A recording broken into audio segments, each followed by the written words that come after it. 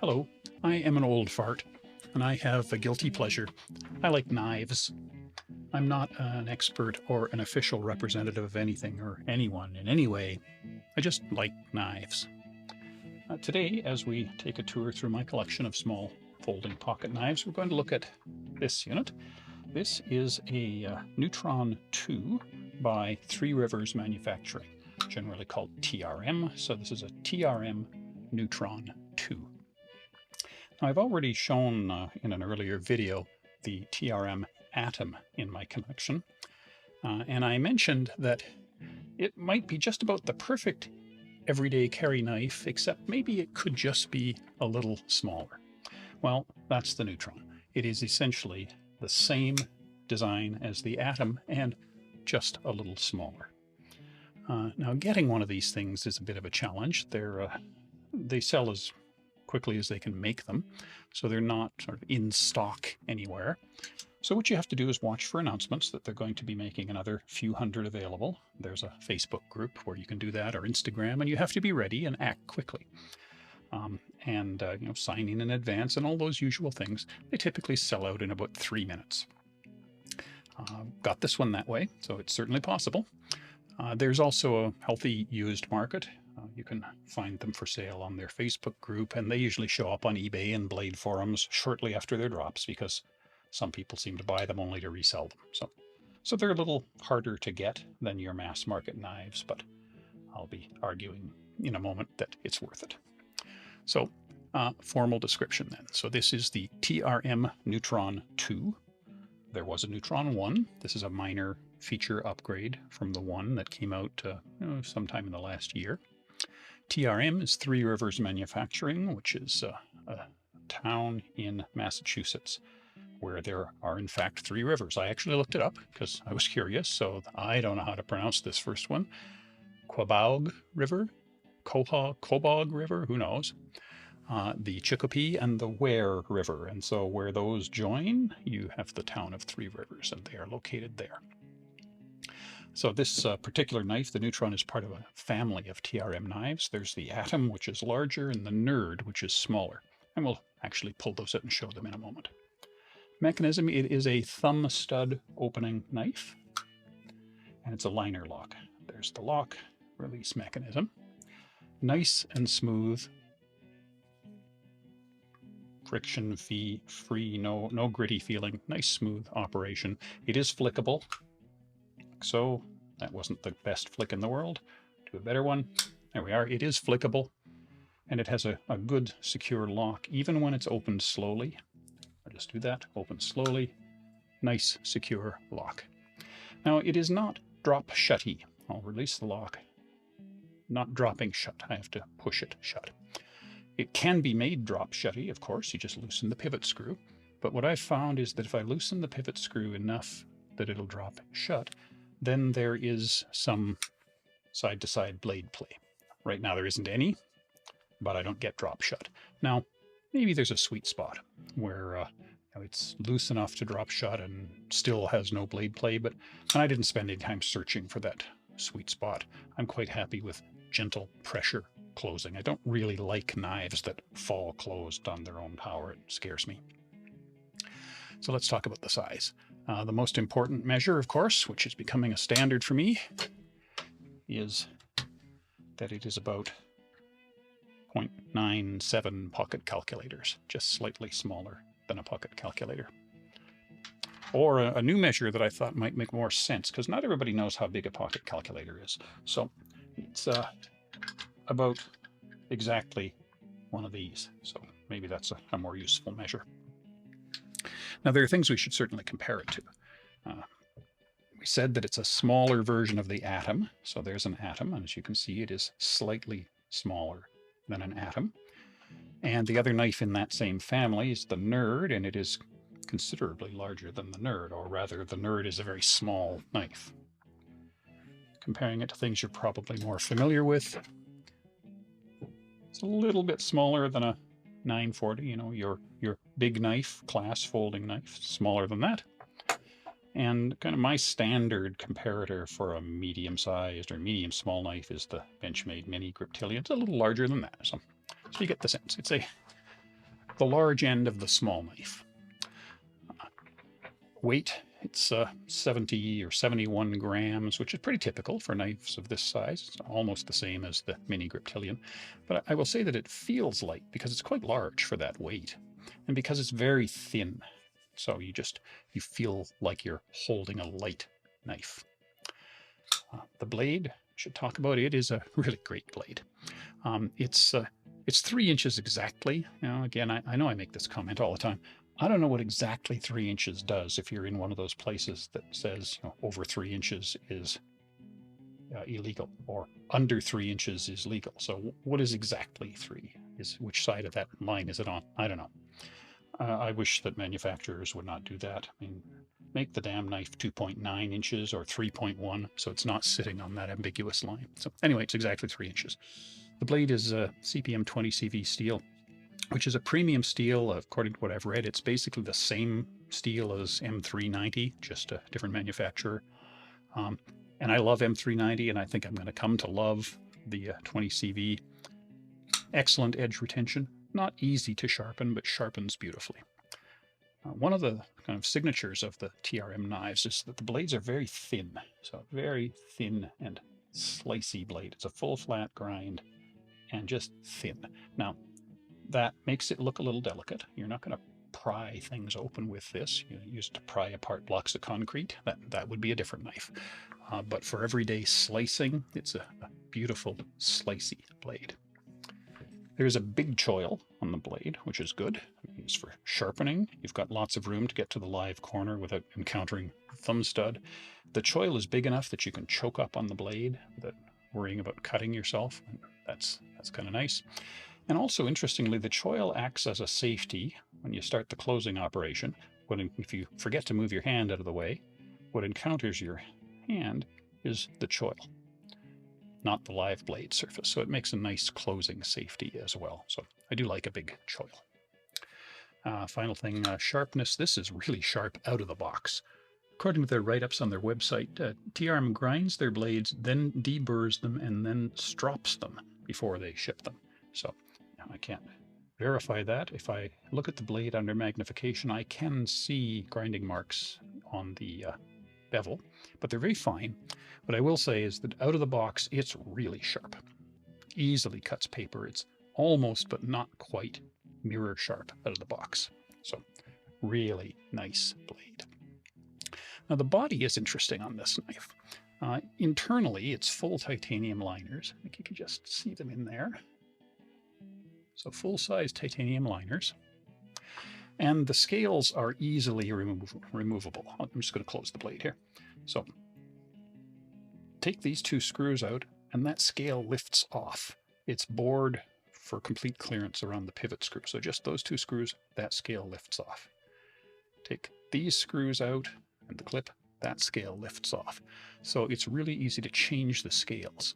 And there is quite a market of both TRM and other people selling aftermarket scales for these knives. So you can really change the look and feel of the knife just by swapping out the scales. So just as an example, so there's this knife.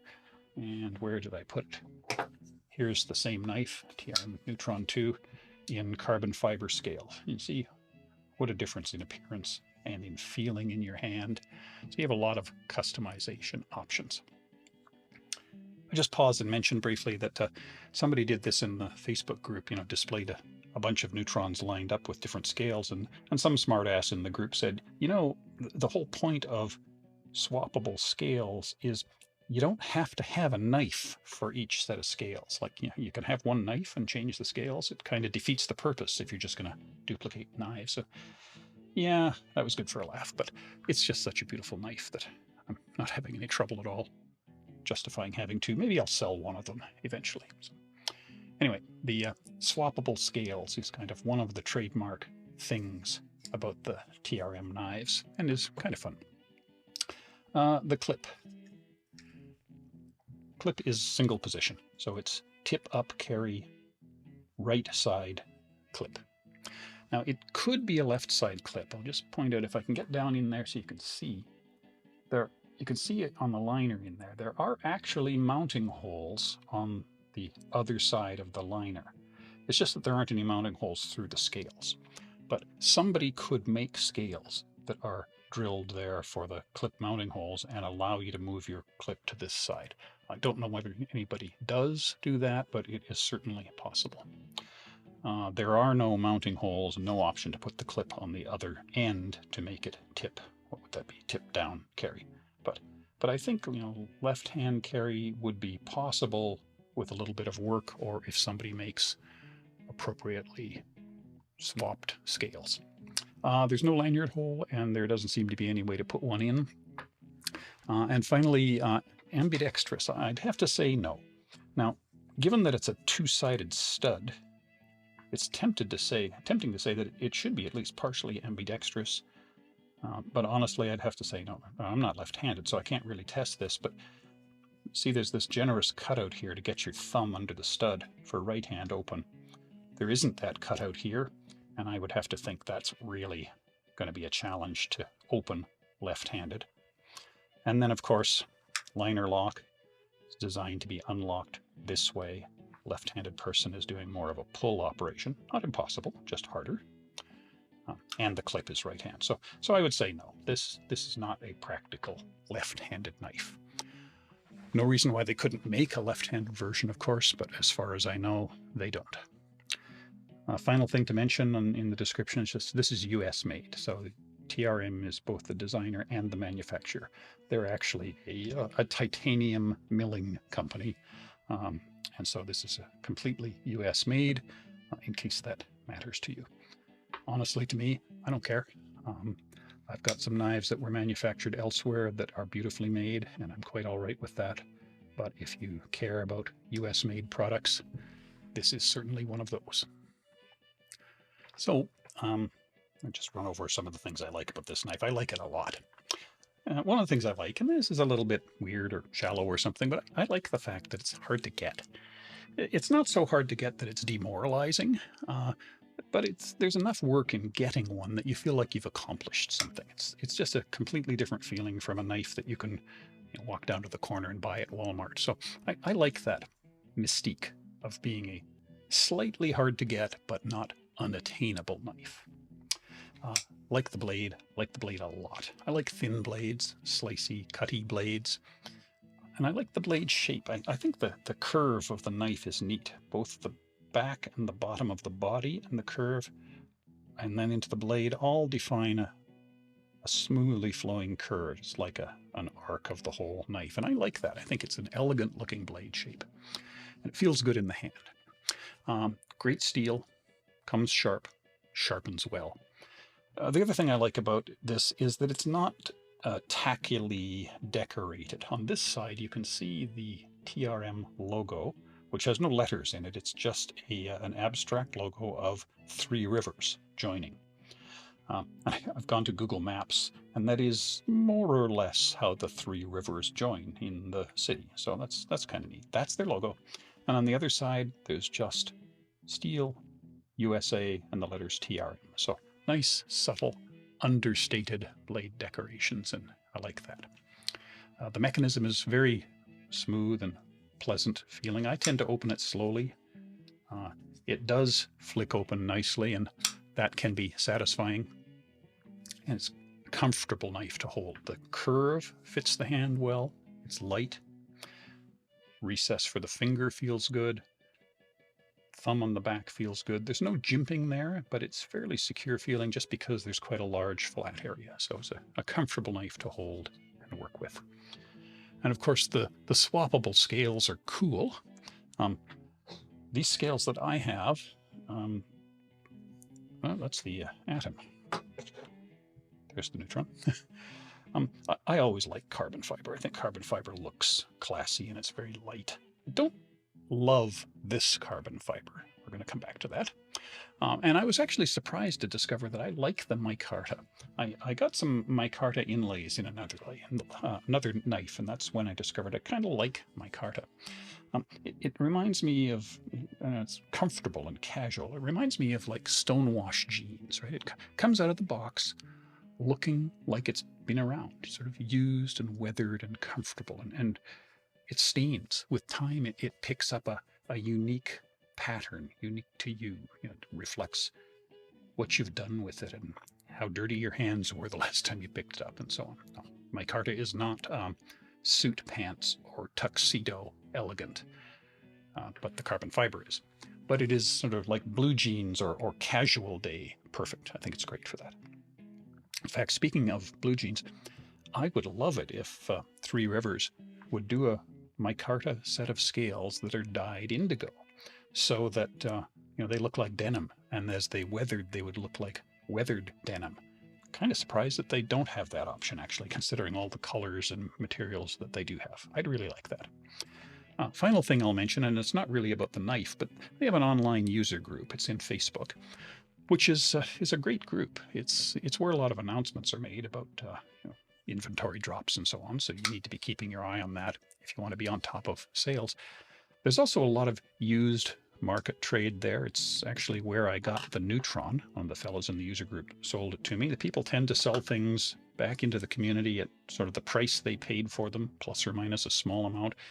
And it's just really a nice group of people. So it's a feature of the knife, I guess, is that it has attracted those people and they're pleasant to deal with. Now, there isn't much that I don't like about this knife, but I'll just mention a couple of things. On the carbon fiber version, I don't really like this finish on the carbon fiber. I'm just going to bring a light in here. I don't know what the right terminology is for this finish, but it's not the usual, here's the Atom, it's not that usual woven look that carbon fiber has. Instead, it's more of a granular look. Now, I don't know if that's the carbon fiber is at a different angle, is this ends instead of sides, or if this is just a textured finish that has been impressed on the carbon fiber. But I like carbon fiber that is finished this way, with that unique classic woven pattern. This doesn't have that, and this is rough. And it's rougher than I like. Now, the grip is great. I suppose if I spent a lot of time using a knife in a slippery environment, I would really like this finish. But I don't, and I don't. I wish it had the whatever the name is for that style of carbon fiber that's on the Atom, where it's smoother and has the woven reflective look in it. So, but it would be great in a slippery environment, as I said. And I do like the micarta scales. So, the other thing I'll mention is the thumb studs. The thumb studs are really pretty. They're kind of beautiful and they're understated. But they're not very grippy. They're polished stainless steel. I assume that's stainless steel. Could be titanium. It must be steel. And so they're not very grippy. So it's possible to slip off them. To open the knife, especially to flick it open, you really have to pause a moment and make sure you've got some meat down in there. I do find myself slipping off the stud now and then. If the outer diameter of the studs were slightly knurled, I think that would be more effective and it wouldn't spoil the appearance very much. And the studs are not removable. They're pressed in.